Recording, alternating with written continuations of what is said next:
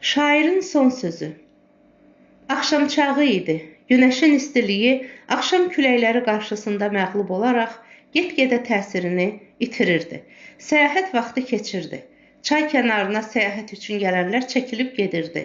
Şair də qalxıb çayın kənarı ilə şərqə doğru döndü. Musa dəyirmanının ətrafındakı söyüdlükdən qalxıb Səncər meydanına tərəf getdi. Bu zaman onu arxadan bir nəfər səslədi. Möhtərəm şair, biraz ayaq saxlayın. Şair dönüb arxasına baxdıqda Qətibənin qoca bağbanı Salimin gəldiyini görüb dayandı. Salim başı titrəyə-titrəyə Nizamiyə yaxınlaşaraq dedi. Bağışlayın, sizi rahatsız edəcəyəm. Nizami gülümsəyərək dedi. Siz qoca kişisiniz, bilirsiniz ki, Allah bəndələrini rahatsız etmək günahdır. Salim baş endirib, məni bu savab ilə qolboyun olan günaha məcbur edən vardır, dedi. Siz onu tanıyırsınız. Xanım orada oturub sizi görmək istəyir. Harada? Həmişəki yerdə. Necə yəni həmişəki yerdə? Daima sizin oturub yazı yazdığınız o söyüd kötüyünün yanında. Xanımınız mənim meşədə olduğumu hardan bildi? Xanım hər gün sizi təqib edir. Hətta siz gedəndən sonra orada oturub sizi xatırlayır. Dünən xanım orada oturub sizin yoldaşlarınızla şeir oxuduğunuzu eşidirdi. O sizin Rəna ilə görüşdüyünüzü də gördü. Buna görə də sizi xəbərdar edirəm, o çox acıqlıdır. Biraz ehtiyatlı olun, onun qəlbini ələ alın, həyəcanını sakit etməyə çalışın. O sizin Rənanızı da məhv edə bilər. Şair Qətibənin bağbanına qulaq asa-asa gedirdi. Qətibənin bu sevgi macərasından yaxasını nə vəclə qurtaracağı barəsində düşünürdü. Rənaya qarşı düzələn sui-qəsd Nizamini hər şeydən artıq düşündürürdü. Qətibə oturan yerə bir neçə qədəm qalmış, qoca bağban dayandı. Nizami isə Qətibəyə doğru irəlilədi. Qız şairi gördüyü zaman bütün vücudu titrəməyə başladı. Şair birinci dəfə idi ki, Qətibəni bu vəziyyətdə görürdü. Qız ayağa qalxıb bir neçə qədəm irəlilədi, lakin vücudunda baş verən zəlzələ onun qədəm atmasına mane oldu. Dayanıb titrəməyə başladı.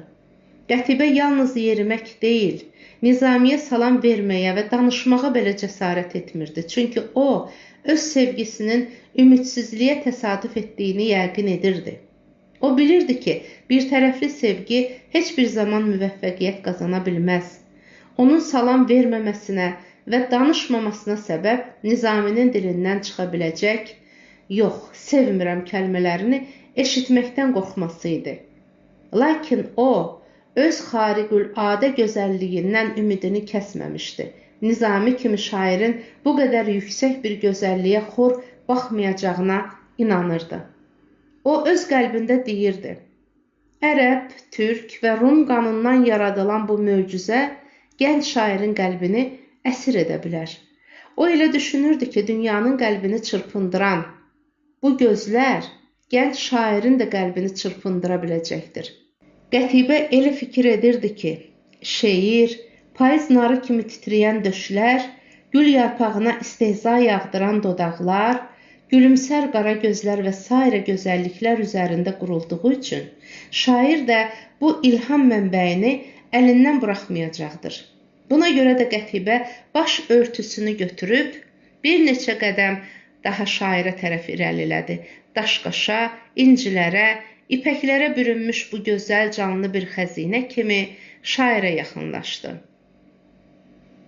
Qətibə öz gözəlliyi, öz əzəməti və dəbdəbəsi ilə hərəkət edib şairə doğru gəldiyi zaman Nizami də üstünə bir kabus və bir qorxunun yaxınlaşdığını hiss edir və nə vəclə öz qəlbinə hakim ola biləcəyi barəsində düşünürdü.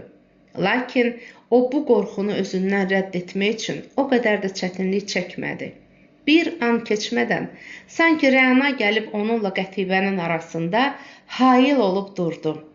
Şair gözlərini açdığı zaman artıq Qətibəyə deyil, Rənaya baxırdı. Nizami Hüsaməddinlə olan söhbətin Qətibəyə yetişdiyini yəqin edirdi. Qızın bütün baxış və duruşu da bunu göstərirdi. Heç şübhə yox idi ki, Qətibə bugün Nizamidən qəti cavab almağa gəlmişdi. Bu isə şair üçün hər bir məsələdən çətin idi. Nəhayət, Qətibə qara gözlərinin qapaqlarını böyük bir tərəddüdlə qaldırıb şairin üzünə baxdı. Yavaşdan "Axşamın xeyir olsun" dedi və əlini Nizamiyə uzatdı. Şair qızın əlini əlinə aldığı zaman onun külək qarşısında titrəyən incə bir şaxə kimi titrədiyini hiss etdi. Buna görə də utana-utana qızın salamının cavabını verməyə məcbur oldu. "Ələykəs salam, möhtərəm qız. Mən bu əlin daima xoşbəxt olmasını istəyirəm" dedi. Qız əlini Nizaminin əlindən çəkmək istəmirdi. O bununla öz sevgisini şairin qəlbinə aşılamağı düşünürdü. Eyni zamanda şairin "Mən bu əlin daima xoşbəxt olmasını istəyirəm" dediyinə qarşı cavab hazırlayırdı. Lakin bu da çox asan değildi. Çünki o qarşısında duran şairin bir qələ qədər sarsılmaz olduğunu anlayırdı. Buna görə də onun arzu qanadları qırılır, o yüksək aləmlərə uçmaq istərkən özünü yenilməz və sevgisində inadlı olan bir gəncin qarşısında görürdü. Qətibə bu fəth edilməz qələyə sahiblənmək istərkən özündə bir acizlik hiss edirdi. Çünki o, Nizaminin qadın gözəlliyi qarşısında sarsılmaz olduğunu bir neçə kərə sınaq etmişdi. Lakin buna baxmayaraq, o, son qüvvətini meydana qoymuşdu. O, həm gözəl idi, həm də gözəlliyindən bir silah kimi istifadə edirdi. Əlini şairin əlindən çəkmək istəmirdi. Bütün naz, qəmzə, utanmaq, qısqanmaq, rəng verib rəng almaq, hətta göz yaşları axıtmağı hamısını təcrübədən keçirirdi. Nəhayət o özünü ələ alaraq şairə sual verdi. "Söylə şair, söylə. Sən bu əl sahibini xoşbəxt etmək üçün qəti bir söz deyə biləcəksənmi?" Qətibə bu sözləri dedikdən sonra yenə də utandı. Başını aşağı salıb güləbətin naxışlı başmaqlarına baxmağa başladı. Lakin buna baxmayaraq o son qüvvətini meydana qoymuşdu. O həm gözəl idi, həm də gözəlliyindən bir silah kimi istifadə edirdi. Əlini şairin əlindən çəkmək istəmirdi. Bütün naz, qəmzə, utanmaq, qısqanmaq, rəng verib rəng almaq, hətta göz yaşları axıtmağı, hamısını təcrübədən keçirirdi. Nəhayət o, özünü ələ alaraq şairə sual verdi. "Söylə şair, söylə, sən bu əl sahibini xoşbəxt etmək üçün qəti bir söz deyə biləcəksənmi?" Qətibə bu sözləri dedikdən sonra yenə də utandı. Başını aşağı salıb güləbətin naxışlı başmaqlarına baxmağa başladı. O, axşamın kəskin sərinliklərinə baxmayaraq tərləmişdi. Hər iki tərəfdən yanaqlarına düşən qara saçları yağışda yeni çıxmış yasəmənləri xatırladırdı. Şairin vəziyyəti isə çıxılmaz və ağır idi. O, öz-özünə düşünür və deyirdi. Bu dünyada sevgi xəstəliyinə tutulmuş bir qıza yox, sevmirəm deməkdən daha çətin bir şey təsəvvür etmək olarmı? Sevmirəm sözü dəlicəsinə sevən bir qıza zəhər içirmək qədər qorxulu deyilmi? Bu söz qız qəlbi üçün sağalmaz bir yara deyilmi? Bu kəlmə Qətibə kimi məğrur və gözəlliyinə inananlar üçün də unudulmaz bir təhqir idi. Əcəba həyatdakı bütün incə hissləri özündə mərkəzləşdirən qəlbin nə kimi bir maddə olduğunu təbiblərdən, filosoflardan daha yaxşı öyrənən bir şair, sevgisini elan edən bir qızı nə kimi bir vicdanla rədd edə bilər? Şair düşünür, qıza demək üçün sakit edici bir cavab axtarırdı. O cavab, yox kəlməsi ilə bəli kəlməsini ifadə etməyəcək orta bir kəlmə olmalı idi. Qətibə də düşünürdü. O da öz qəlbində Nizaminin verəcəyi cavabı ölçüb biçirdi. O, fikrində gah şairin böyük əsərlərinin ilhamı kimi təcəssüm edir, onunla məsud bir həyat qurub yüksəklərə qalxır, gah ümidsizliyə enərək təhqir və həsrətlər içərisində çapalayırdı. Cavab vermək istəyən və cavab almaq intizarını çəkənlər bir kərə başlarını qaldırıb bir-birinin üzünə baxdılar. Çünki sükut və intizar adı çərçivəsindən kənara çıxırdı. Şair qızın ikinci kərə sual verməsinə imkan buraxmamaq üçün sükutu pozaraq dedi: "Möhtərəm qız mühüm bir cəhəti unutmamalıdır. Ayaqüstə görüş və ayaqüstü danışıqlar əbədi bir saadətin təşkili üçün çox azdır. Ailə qurmaq insanların həyatında mühüm bir hadisədir. Bu hadisə təsadüfi olmayaraq təbiidir. Bu kimi zəruri hadisələrə qarşı ehtiyatlı və düşüncəli olmaq lazımdır. Həyatı bir-birinə aşılamaq üçün xasiyyət birinci şərtdir. Xasiyyətlərin bir-biri ilə barışmaması eyni zamanda onların bir ailə təşkili münasibəti ilə bir-biri ilə daima qarşı-qarşıya durması, bəzən iki zidd qüvvənin təsadüfündən alınacaq mənfi nəticələri doğurmuş olur. Gözəl qıza bunu da deməliyəm ki, nə qızlar, nə də oğlanlar bir-birlərini sevdikləri zaman qəlbin ixtiyarını kəməndə salıb gözlərin sərəncamına verməməlidirlər. Sevgini qəlbə aşılayan gözlərdir. Gözlər bəzən qəlbi aldada bilər. Biz daima çalışaraq qəlbin, gözün və əqlin vəzifələrini düzgün bir surətdə təqsim etməliyik. İnsan bu üç ünsürün doğru bir surətdə fəaliyyət icra etməsi nəticəsində xoşbəxt ola bilər. Bu cəhətləri nəzərə alaraq bizim ikimiz də bu ünsürün bir-birinə təcavüz etməsinə imkan verməməliyik. Çünki gənclik zamanında insanların gözləri ilə ürəkləri birləşib əqlin qarşısında haqq hesab verməkdən boyun qaçırır və özbaşına işləməyə başlayırlar. Bunun üçün də alim adamlar deyir ki, insanlar gənclik zamanı əqil ilə hissiyata fərq qoya bilməzlər. Həyat səhnəsinə atılmaq, dünyanı daha tez öyrənməyə can atmaq, ictimai mühitin qanunlarını mənimsəmək üçün tələsmək gəncliyin ən sevimli xüsusiyyətlərindən birisidir.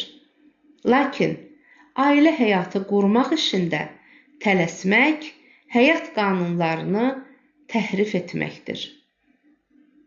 Bəzən gənclər öz saadətlərini qurmaq üçün bəşəri münasibətləri unudur. Onlar bir çox hadisələrdə öz saadətlərini başqalarının bədbəxtliyi üzərində qurmaq istəyirlər. Bu cür gənclər sevgi xəstələridir. Onlar öz ağızlarının şirin olması üçün başqalarına zəhər içirmək istəyirlər. Gözəl Qətibədən bir ricam var. Bu barədə bir qədər də fikirləşək. Yenə də görüşüb danışaq.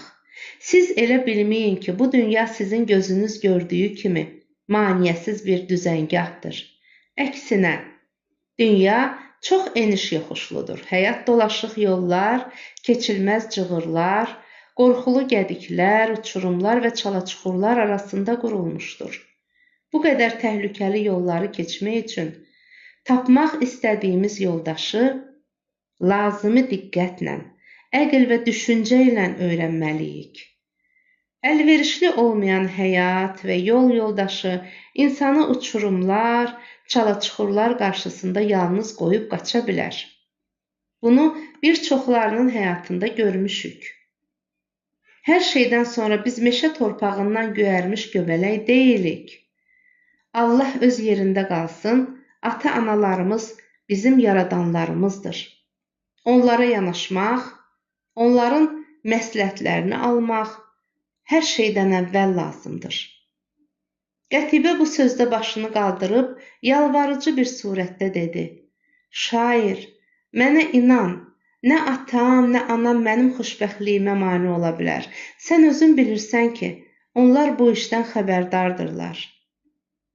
Nizami çox gözəlcəsinə bilirdi ki, o, Qətibənin sevgisinə razılıq versə belə, bu hadisə yenə də baş tutmayacaqdır. Çünki əmir inanc, xalqa rəhbərlik edən şəxsiyyətlərin hər birisini bir vasitə ilə aldatmağa və bununla da sabiq nüfuzunu əldə etməyə çalışırdı. Əmir inanc Qətibənin Nizamiyə hüsn-rəğbət göstərməsinə yol verməklə bərabər, onu Hüsaməddinə də vəd edirdi. Dilşadı Bağdada göndərməyə hazırlandığı halda Fəxrəddinin də başını aldadır və Dilşadın Fəxrəddinlə olan tanışlığına maneə törətmirdi. Lakin Qətibə atasının bu siyasətindən xəbərdar deyildi. Buna görə də şairi ata-anası tərəfindən maneə törədilməyəcəyinə inandırırdı. Qətibə titrək və həyəcanlı bir səslə "Mən bugün şairdən qəti cavab almaq qərarına gəlmişəm" dedikdə Nizami dərin bir fikrə qərq oldu. Bunun üçün Qətibə soruşdu: "Nəyi düşünürsən?" "Bir qəlbi tikmək üçün başqa bir qəlbi yıxmağın mümkün olub olmamasını düşünürəm. Təbiət bir qəlbin iki tərəfə bölünməsi imkanını yaratsaydı, mən heç də vicdan əzabı çəkməzdim." Qətibə şairin nə demək istədiyini dərhal hiss edərək söylədi: "Bir qəlbin iki tərəfə bölünməsinə hansı qız razı ola bilər? Mən çox təəssüf edirəm ki, gənclərdən bir çoxunun qəlbi özündə olmadığı zaman gözəl qızlar onların qəlbini tələb edirlər. Nə edəsən? Qəlb elə bir şey deyil ki, birinin əlindən alıb o birisinə verəsən. Doğrusunu söylə. Sən qəlbini mənə verməyəcəksənmi? Birisinə doğru demək üçün başqasına yalan deməyə məcbursan. Lakin mən bunu vicdanıma sığışdıra bilmirəm. Doğrusu budur. Mən səni gözəl, yaraşıqlı bir gənc olduğun kimi, sənətkar bir şair olduğun üçün də sevdim.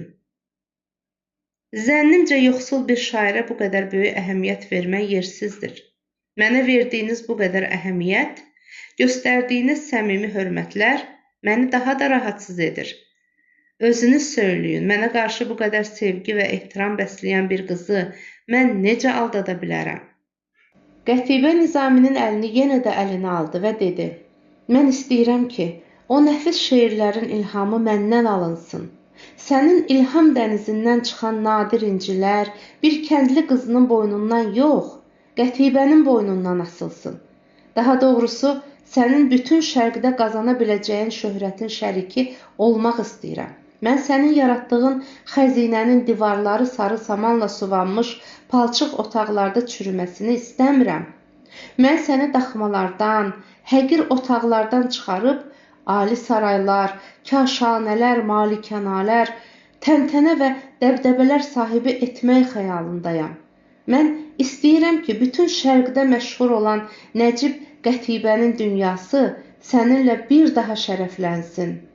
Sən bundan sonra xəlifə babamın, müqəddəs Müstərşid Billahın şairi sifəti ilə Bağdad dünyasını ələ alacaq, tarixin məşhur şairi Əbu Nəvvas və Əbülət-Tahiyələrin əldə etmiş olduğu şərəfi qazanacaqsan. Bundan sonra sənin şeirlərini lal, kar meşələr yox, Bəni Abbas xəlifələrinin təntənəli sarayları eşidəcəkdir."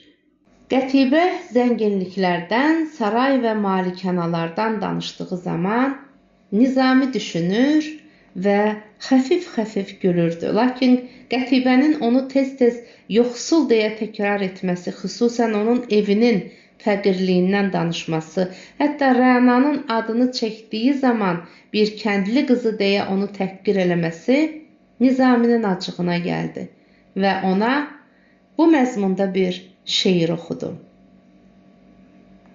Fəqir bəxtəvərəm, şairəm, zəbərdəstəm. Cahan kiminsə qoy olsun, mən ona sərbəstəm. Həqiqət əhliyəm, hər eybdən mübərrayam. Əgər dağılsa bu dünya, mən ayrı dünyayam.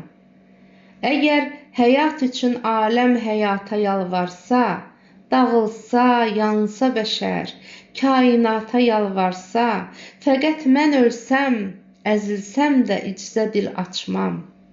Qəza gələrsə də gəlsin, mübarizəm, qaçmam. Qətibə dərhal şairin acıqlandığını hiss edərək onu sakit etməyə çalışdı. Sən mənim sözlərimə əbəs yerə mənfi məna verirsən. Mən səni yüksəltmək istərkən təhqir etmək istəmədim. Nə edim? Madam ki, sən məni rədd etmək üçün bəhanə axtarırsan, o zaman mənim dediklərimi təhrif edə bilərsən. Həm də ki, şairsən, yaradıcısan. Qətibə yarım saatdan artıq danışdı. Sevgi dastanlarını cürbəcür qafiyələr və məzmunlarda oxudu. O ağladı, güldü, nazlandı, acıqlandı. Yenə də şairdən müsbət bir cavab ala bilmədi. Nəhayət, əlini Nizaminin əlindən çəkərək, göz yaşları ilə ayrılmaq istərkən Nizamidən bu sözləri eşitdi. Qızlarda baş verən bu kimi hallar keçici hallardandır. Onlar sürətlə sevdiyi və düşünmədən insana bağlandıqları kimi, sürətlə düşünmədən insandan ayrılar və unudarlar. Nizami ayrılıb getdi. Qətibə isə olduğu yerində quruyub qalmışdı. Biraz keçəndən sonra o, qayıdıb söyüd kötüyünün üstündə oturdu. Düşünməyə, beyni qızmağa və düşüncələri alovlanmağa başladı. Sevgisi böyük bir intiqam hissi ilə alovlanır, bu qədər alçalmasına qarşı öz-özünə nifrət edirdi. Hüsaməddin uzaqda dayanıb Qətibə ilə Nizami arasında gedən söhbətlərə qulaq asırdı. O Qətibənin yalvarışlarını, Nizaminin ona verdiyi cavabı eşidir və ümidləri yenidən canlanırdı. Hüsaməddin Nizaminin ailə təşkili barəsindəki fikirlərinə xüsusi qiymət verdiyi üçün öz-özünə belə düşünürdü. Şair doğru deyir, bir qəlbi birisindən alıb o birisinə vermək çox çətindir. Lakin bu fikir Hüsaməddini tamamilə qane salmırdı. Çünki o özü dəlicəsinə sevir və bütün bu fəlsəfə onu təmin etmirdi. Hər halda o Nizamidən razı idi. Bir neçə gün əvvəl Nizaminin verdiyi sözlərdən onun səmimi olduğunu hiss etmişdi. O şad bir halda Qətibənin yanına gəldi. Adəti üzrə qıza baş əyib, axşamınız xeyir olsun dedi. Qətibə cavabında, çox razıyam. Get xəbər ver, qulamlar taxtımı bura gətirsinlər dedi. Meşənin sıx yeridir. Ağacların şaxələri taxtın çiyində aparılmasına imkan verməz. Yaxşı olardı ki, bir neçə qədəm söhbət edə-edə gedəydik. Qətibə ayağa qalxdıqda Hüsaməddin ona dedi. Mən zənn edirəm ki, xanımın bugünkü səyahəti həmin bu söyüd kötüyü ilə əbədi olaraq vidalaşmaq üçün idi. Qətibə cəld ona tərəf dönüb, sən özünü bir qəhrəman hesab edirsən, dedi. Lakin yaralanmış bir adama yara vurmaq mərdlik və qəhrəmanlıqdan uzaq bir işdir. Mən sizə yara vurmaq istəmədim. Ancaq sizin səhvlərinizin nə kimi bir nəticə verdiyini sizə anlatmaq istədim. Şair çox gözəl dedi. Təbiət bir qəlbin iki tərəfə bölünməsi imkanını yaratmamışdır. Mənim üçün fəlsəfə danışma. Təbiətin imkan vermədiyi heç bir şey yoxdur. Hər şeyi insan yaradır. Siz mənim nəsihətlərimə inansaydınız, bugünkü görüşü təşkil etməzdiniz. Şair də sizi bu qədər açıqcasına rədd eləməzdi. İndi mənə deyin görüm, yenə də mi onu sevəcəksiniz? Xeyr, sevməyəcəyəm. İnanın, indi o mənim düşmənimdir. Mən ona öz rənası ilə xoşbəxt yaşamağa imkan verməyəcəyəm. Hətta mümkün olarsa onu məhv etdirib öldürəcəyəm. Lakin onun qəbrində oturub ölənə qədər ağlayacağam. Mən nə sevgini, nə də təhqiri unudacağam. Sən də mənim yaxamdan əl çək. Mən babamın müqəddəs ridasına and içirəm. Heç bir kəsə sevimli qadın olmayacağam. Onunla yaşaya bilmədim. Heç bir kimsə ilə də yaşaya bilməyəcəyəm. Çünki insan ömründə ancaq bir kərə sevə bilər. Mən bundan sonra hər kəsə baxsam, onu görəcəyəm. Qollarımı hər kəsin boynuna salsam, onu qucaqladığımı hiss edəcəyəm. Hər kəslə olsam, sanki onunla olacağam. İndi sən də məndən uzaqlaş. Çünki mən nə sənin, nə də onun deyiləm. Hüsaməddin Qətibənin bu sözlərinə istehza ilə güldü. Yüksəkliyi aşağılarda arayan adamlar özünü daima aşağılarda görməlidir, dedi. Qətibə bunun cavabını verməyə imkan tapmadı, çünki qulamlar onun taxtını irəli gətirmişdi. O, bir saat bundan əvvəl bu taxtın üzərinə oturub böyük bir ümidlə meşəyə gəldiyi halda, indi ümidsiz və təhqir olunmuş bir surətdə taxta oturub meşədən çıxırdı. Əlvan ipəklər və zərzivərlə bəzənmiş taxt Qətibə üçün qorxulu bir tabutun qənaətini verirdi. Kənizlər və cariyələr taxt qabağında qəhqəhə ilə güldüyü zaman Qətibə qəlbdən ağlayır və acılar içində qıvrılırdı. O meşədən çıxdı. Lakin bu son gediş deyildi. O sonra hər gün yenə də meşəyə gəlir və haman söyüd kötüyünün üstündə oturub düşünür və keçən günləri xatırlayırdı. Qızıl Arslan. Eldəniz oğlanları Azərbaycanı idarə etməyə başlamışdılar. Cənub-Qərbi Azərbaycandakı itaətsizlik, Marağa hakimi Qara Süngərin məğlubiyyəti nəticəsində təsviyə olunmuşdu. Qızıl Arslan Təbrizdə oturub Şimali Azərbaycan məsələləri ilə məşğul olduğu zaman yerli hakimlər yerlərin vəziyyəti barəsində hökmdara bir çox əsassız məktublar göndərirdi. Onlar öz mövqelərində qalmaq üçün məmləkətdə mövcud olan narazılıqların səbəbini gizlədirdilər. Buna görə də Nizami Qızıl Arslandan şeir və ədəbiyyata dair aldığı məktubun cavabında məmləkətin vəziyyətini yazmış və narazılıqların səbəbini qismən aydınlaşdırmışdı. Nizami öz məktubunda məmləkətdə mövcud olan üsyanların yararsız olan hökumət üsul idarəsi nəticəsində yaradıldığını və məmləkətin islahata möhtac olduğunu, xalqın etimadını itirmiş yerli hakimlərin isə dəyişilməsi lüzumunu qeyd etmişdi. Məktubda qeyd edilən əsas məsələlərdən birisi də milli mədəniyyətin təriqət və məzhəb mübahisələri təhlükəsinə məruz qalması və mədəni vasitələrin yerli hakimlər tərəfindən dağıdılması işlərindən ibarət idi. Məktuba cavab yox idi. Bir çoxları məktubda üsul idarəyə toxunmaq lazım deyildi, hökmdara məsləhət vermək ehtiyatsızlıqdır deyə üzdə də olmasa dalda Nizamini tənqid edirdi.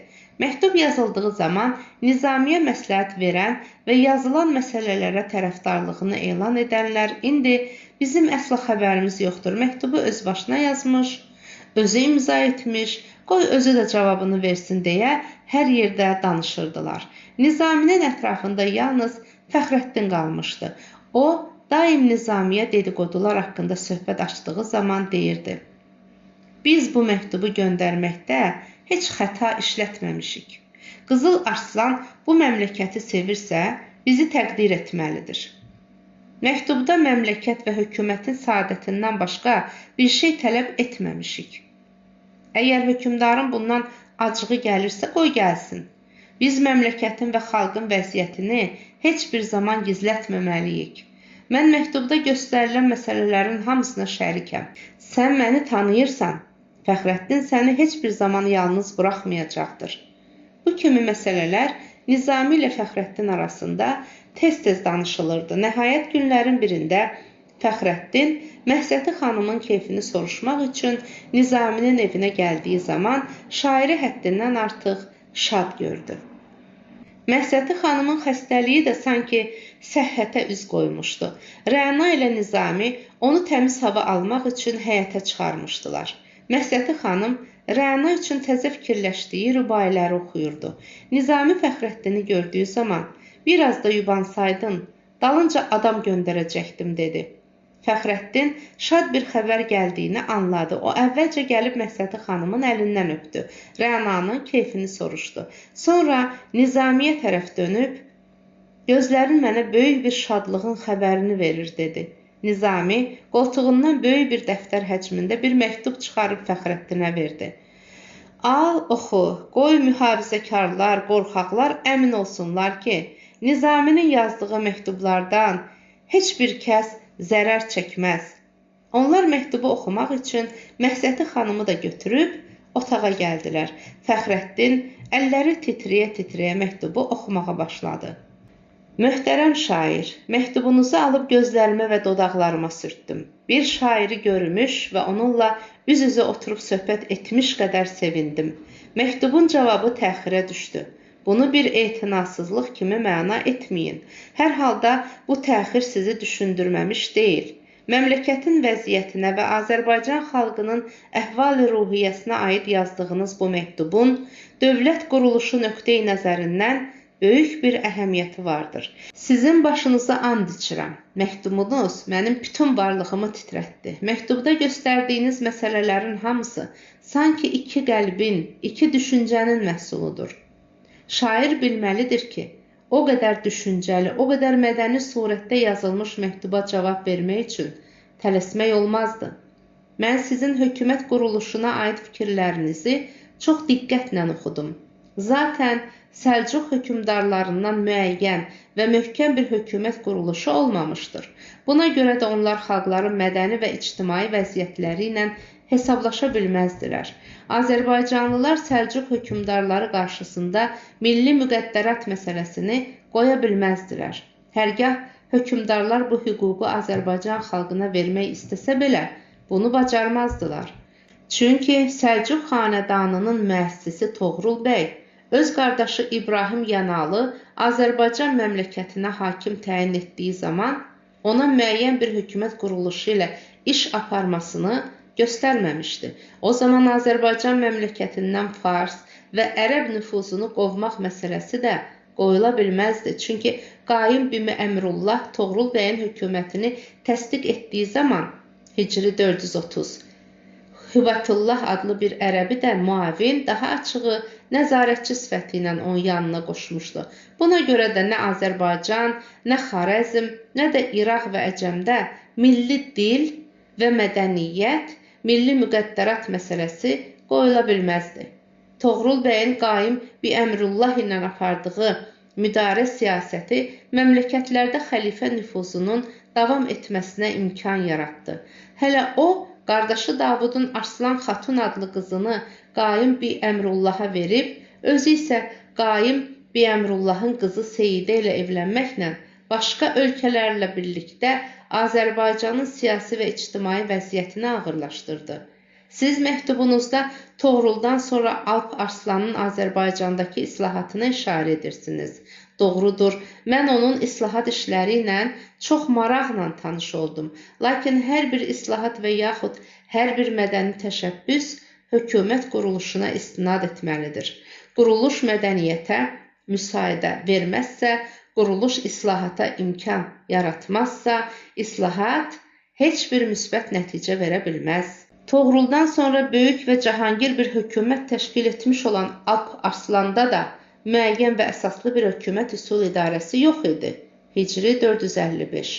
O Yəməndən Oksusə qədər geniş bir məmləkətə hökmdar olduğu halda məmləkəti öz ailə üzvləri arasında təqsim etməsi və yerlərdə olan hakimlərin bir mərkəzə tabe olmaması Alp Arslanın düşündüyü islahatın həyata keçməsinə imkan verməzdi. Lakin mən belə düşünmürəm.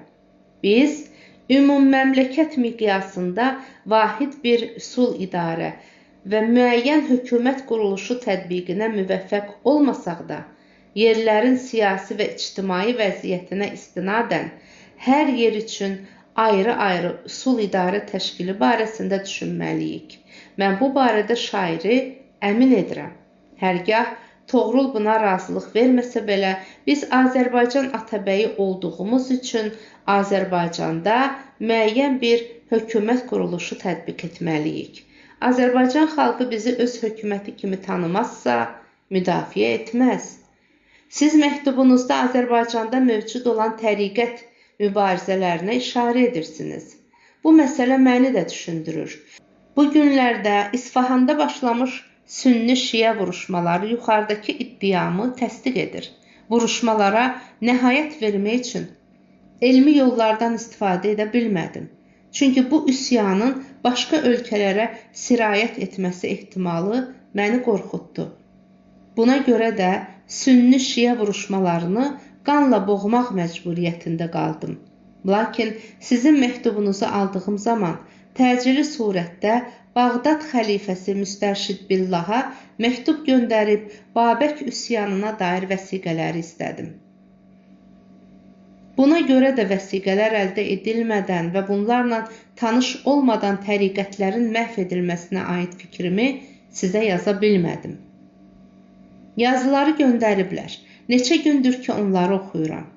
Babək üsyanının mündəricəsini, onun inkişaf yollarını və üsyanın məğlub edilməsi səbəblərini öyrənirəm. Vəsiqələrdən aldığım qənaət budur.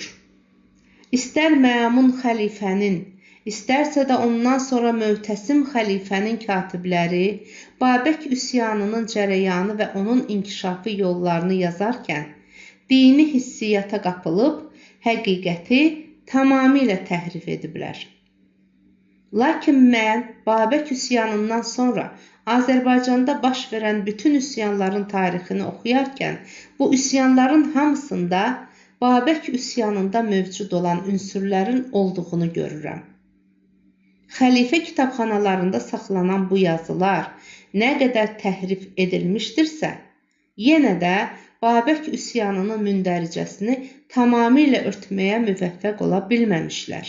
Yazıların hər bir səhifəsində Babəkin əsas fikirləri parlamaqdadır. Babək, xalqların birliyini yaratmaq üçün dinə, təriqətə və möhümata hücum etməkdən başqa bir yol intixab edə bilməmişdir. Bağdaddan gətirilən vəsiqələrin içərisində çox qiymətli və tarixi vəsiqələr də vardır ki, onlar 1-ci Məmun xəlifənin yazılarıdır.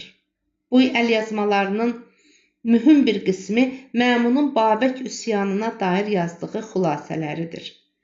Məmunun xülasələrində Babək üsyanındakı səhvlərin səbəbləri aydınlaşdırılır.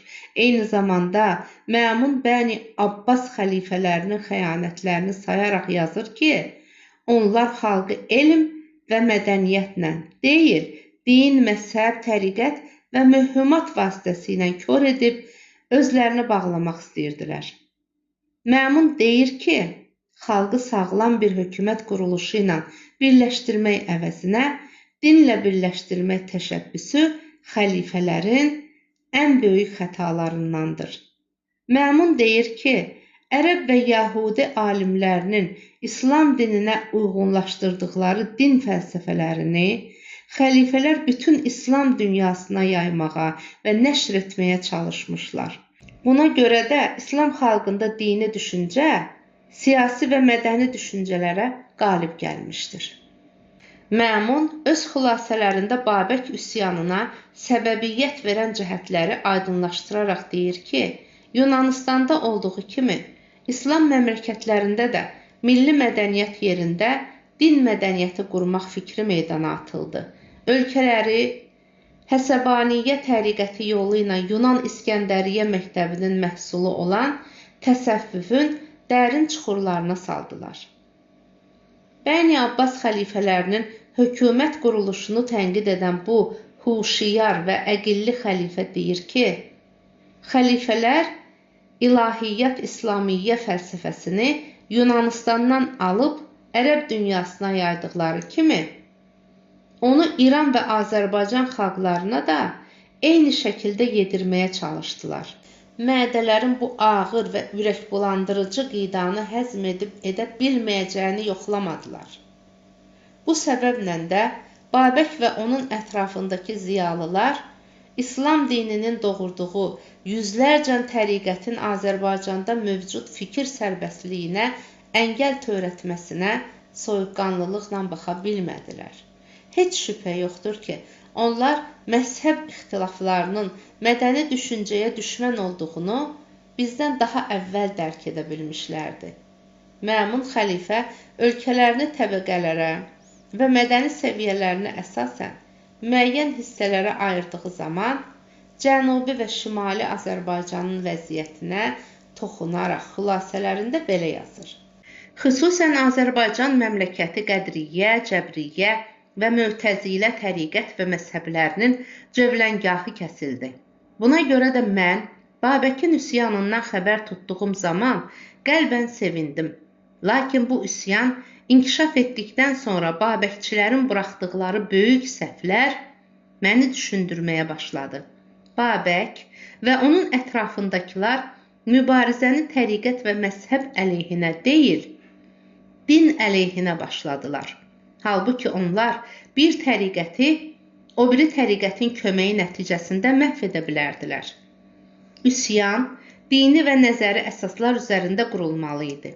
Lakin Babək bunu qılınc və qoşun qüvvəti əsasında qurmaq istədi.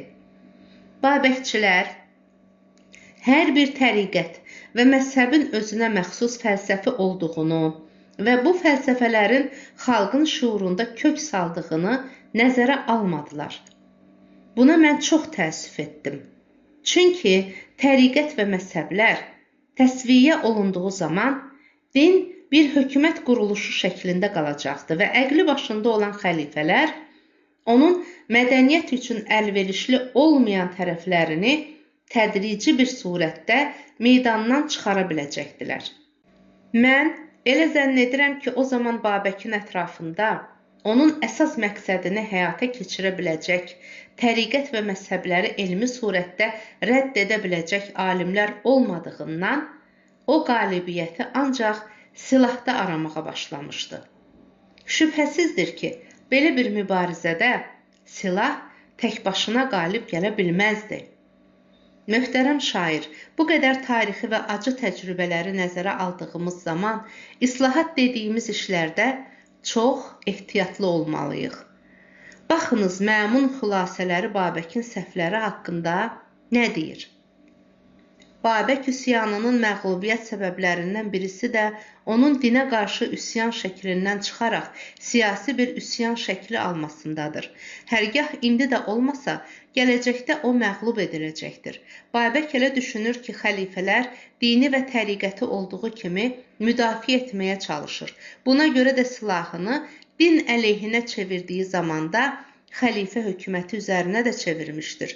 Mən əvvəlcə bu üsyanı təbrik etdiyim halda, indi onunla mübarizəyə qərar vermişəm. Möhtərəm şair, bu səbəblə də mən məktubunuzda işarə etdiyiniz islahat məsələsinə çox diqqətlə yanaşmaq istəyirəm. Yazdıqlarınızın hamısını tarixin məhək daşından keçirib cavab vermək istədim. Bu səbəblə də Babək üsyanı tarixini tamamilə nəzərdən keçirmək lazım gəldi. Mən Məmun xəlifənin öz vaxtının əqilli bir islahatçısı olduğuna inanıram. O, ikinci kərə xilafəti əlinə aldığı zaman din, təriqət və məzhəb məsələlərini bir daha nəzərdən keçirib islah etmək istədi. Sizin özünüzə də məlum olduğu üzrə Məmun, Quran hökmlərinin İslam xalqı üçün məcburi qanun olmadığı məsələsini meydana atmışdı. Lakin Məmunun bu gözəl fikri İslam ölkələrinə iki zidd hərəkətin yaradılmasına səbəb oldu. Onlardan birisi dinçilərin və təriqət müəssisələrinin Məmuna qarşı düşmənanə hərəkətindən, ikincisi də Azərbaycan ziyalılarının dərin bir ifrata qapılaraq din və hökumətə qarşı üsyan etmələrindən ibarət idi.